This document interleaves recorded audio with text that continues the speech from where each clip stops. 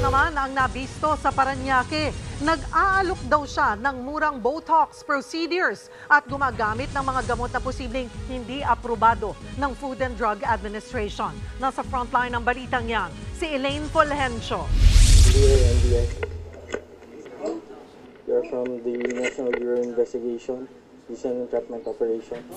Tumambad ang iba't ibang gamit pang opera ng salakay ng NBI, Anti-Organized and Transnational Crime Division, ang isang condo unit sa Parañaque. Isinagawang operasyon matapos makatanggap ng sumbong ang NBI na ginagawa umanong beauty clinic para sa Botox procedures ang kondo.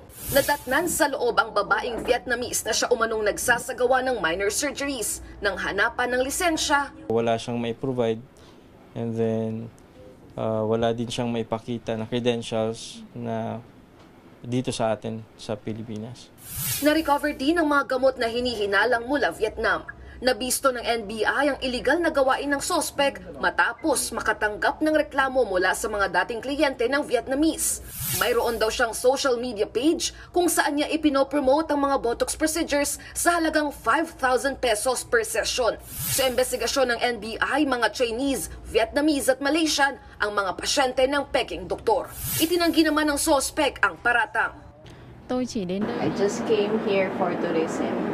Nagbabalang otoridad sa publiko na maging mapanuri sa mga nag-aalok online na too good to be true. Kapag pumunta tayo sa mga hindi lisensyadong nagpa-practice ng Botox procedure, any other aesthetic procedures, maaari po tayong maaaring ma-complicate yung ginawang Botox procedure considering na hindi license o hindi trained professional yung gumawa.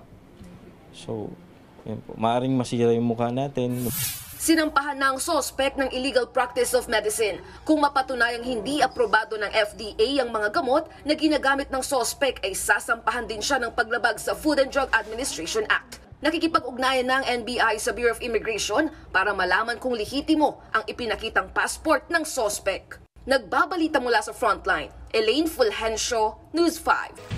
Mga kapatid, Cheryl Cosim po, huwag maging huli at maging una sa lahat sa balitaan. Para sa tuloy-tuloy na talakayan sa Frontline, mag-follow at mag-subscribe sa social media pages ng News 5.